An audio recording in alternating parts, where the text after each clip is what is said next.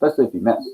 So yesterday we talked about the railroad, Zoroastrianism, and now we're going to talk about the next ruler of the Persians. After Darius, we're going to have his son Xerxes the First. Now, all of this that we have is coming from Herodotus. So we have to take it with a grain of salt because remember, Herodotus did not like the Persians because they, of course, had the Persian Wars against the Greeks, and Herodotus was Greek.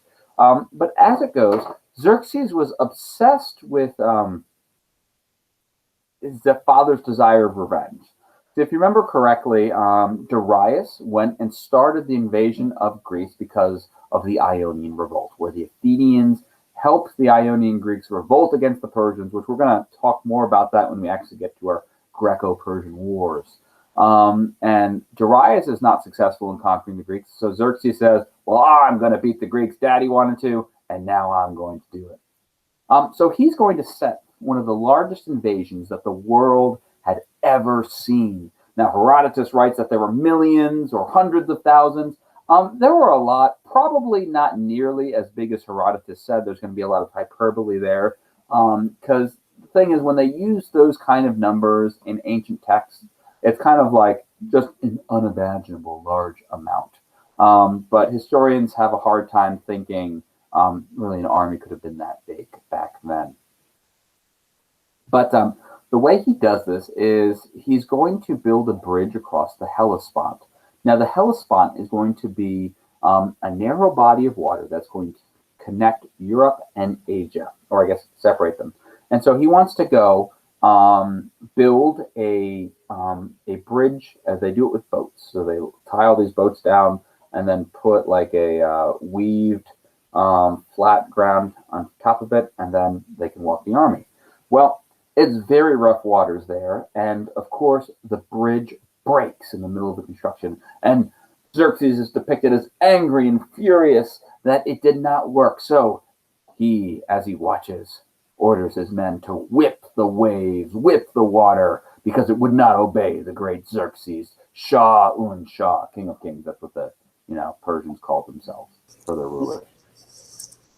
And then, hey, maybe it worked because the second bridge he builds totally works. Army marches across, and then we'll have the Battle of Thermopylae, which we'll talk about later on.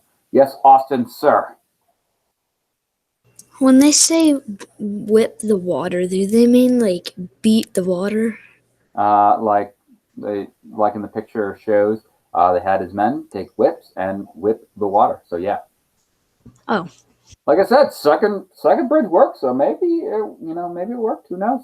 But anyways, Xerxes will not be successful in conquering the Greeks and will be defeated by them. So we'll get more to that later. Here are some awesome pictures. Here's the tombs of Xerxes and Darius and some other rulers. Isn't that beautiful? Isn't that so cool? And inside the tomb, we found things like this. This right here is a cup. But look how big that is. You must be thirsty to drink out of something that big. And here is the tomb of Cambyses I, which is unfortunately falling apart. I just think it's so cool seeing these tombs and things today. It's pretty amazing. I just think that picture's so pretty. Look at the sky. And to our final slide, the end of the Achaemenid Empire. Now, we're going to rehash this again when we get to Alexander the Great and talk about some different details about it. But by the end, the Persian Empire had not been doing well. It had a lot of bad rulers because basically, it stopped being a person picked and selected and groomed for ruling their entire lives until they it started being, well, Caleb's in power because he killed the last guy, Samuel, who was in power. Who was in power because he killed the last guy, Lance, who was in power. Who was in power because he killed the last ruler, Caleb, because she was in power. Who killed the last person, Avery. So it was a bunch of murderers instead of like people who trained and learned how to be rulers. So they weren't very good. They'd lost a lot of territory. They were losing wars, and people were rebelling, and they weren't ending their rebellions. It just was not a good time for the Persians. And our final Persian ruler is going to be a guy named Darius III.